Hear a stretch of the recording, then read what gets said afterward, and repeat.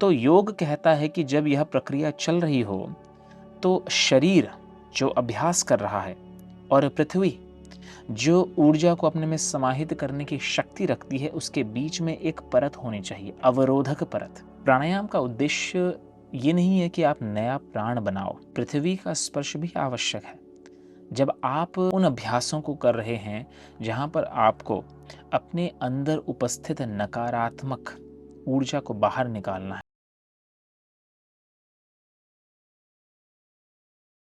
क्यों प्राणायाम या ध्यान करते समय सीधे जमीन पर नहीं बैठना चाहिए? बहुत से लोग सोचते हैं कि यह केवल परंपरा है। नहीं, यह केवल परंपरा नहीं है।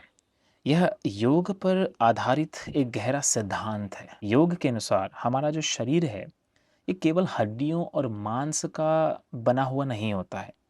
इसके अंदर प्राणिक ऊर्जा बहती है, प्राण संचारित होता है जो नाड़ियों में लगातार प्रवाहित होता रहता है। तो जब हम प्राणायाम करते हैं, प्राणायाम का उद्देश्य ये नहीं है कि आप नया प्राण बनाओ या शरीर में नया प्राण उत्पन्न करो।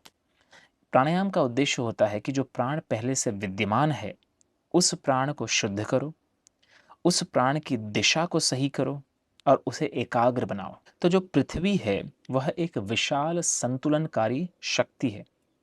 उसका उद्देश्य होता है कि किसी भी प्राण की ऊर्जा को अपने में समाहित कर लेना, किसी भी असंतुलन को अपने में स्वयं में समाहित कर लेना, यह उसकी शक्ति है। तो जब आप प्राणायाम करते हो, जब आप कोई योग अभ्यास करते हो, तो उस समय होता क्या है कि आपका उद्देश्य है कि प्राण को अपने शरीर में स्थिर करना, रोकना, शुद्धिकरण की प्रक्रिया के लिए। तो योग कहता है कि जब यह प्रक्रिया चल रही हो तो शरीर जो अभ्यास कर रहा है और पृथ्वी जो ऊर्जा को अपने में समाहित करने की शक्ति रखती है, उसके बीच में एक परत होनी चाहिए, अवरोधक परत। क्योंकि जितना मजबूत वो अवरोधक परत होगी, उतना प्राण शरीर में स्थिर होगा अभ्यास के समय।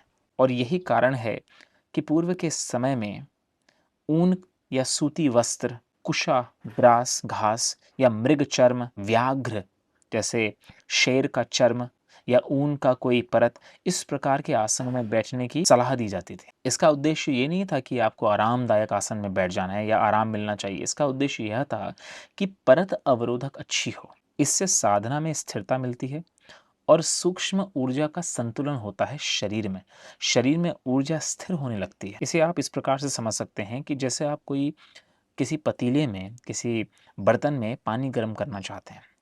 अब आप चाहते हैं कि पानी जल्दी से गर्म हो जाए, उसकी उष्णता अंदर रहे, गर्मी जो है वो पानी के अंदर है। तो अगर ढक्कन खुला रहेगा, पानी गर्म करते रहेंगे, तो होगा क्या कि जो उष्णता है वो वेपर के रूप में बाहर निकलती रहेगी। लेकिन जब आप उस पे ढक्कन लगा देते हैं तो यही उष्णता अंदर संचित होने लगती है और पानी को गर्म रखती है, पानी को जल्दी उबाल देती है। तो जब आप प्राणायाम करते हैं, प्राण अधिक व्यवस्थित होने लगता है, सघन होने लगता है। तो उस समय सही आसन का उपयोग जब आप करते हैं तो वह अंदर संचित अच्छे से होता है प्राण।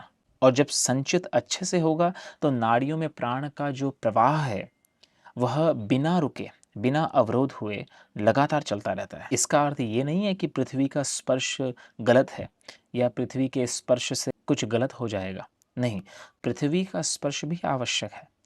जब आप उन अभ्यासों को कर रहे हैं जहाँ पर आपको अपने अंदर उपस्थित नकारात्मक ऊर्जा को बाहर निकालना है, जैसे कि पैदल चलना बहुत उपयोगी माना गया है, घास में चलना, मिट्टी में चलना, प्रकृति में पैदल नंगे पैर चलना उपयोग है उसका। उस समय जब आप मन को स्थिर करना चाहते हैं बिना प्राणायाम के अभ्यास के, प्राण को जो अव्यवस्थित है, जो मन को असंतुलित कर रहा है, नकारात्मक जो ऊर्जा आपके शरीर में है, अगर आपको उसको बाहर निकालना है तो नंगे पैर चलना चाहिए। लेकिन जब आप अभ्यास करने उतरें प्राणायाम का या ध्यान का, कार्य क्या है उसका? स्थिर करना। उस समय एक कुशा होनी चाहिए, उस समय एक अवरोध शरीर और पृथ्वी के बीच में होना चाहिए, क्योंकि वो स्थिरीकरण का अभ्यास है, शोधन का अभ्यास नहीं है। इसीलिए आपने देखा होगा एक अनुभवी अभ्यासी एक ही आसन में सालों साल अभ्यास करता रहता है। होता क्या है उससे? उस आसन में उसकी ऊर्जा संचित होने लगती है, वो उसके शरीर में प्राण को स्थिर करने में सहायक बनती है। और एक अभ्यासी अभ्यास में जल्दी गति करता है, मन एकाग्र होता है, साधना अच्छी होती है।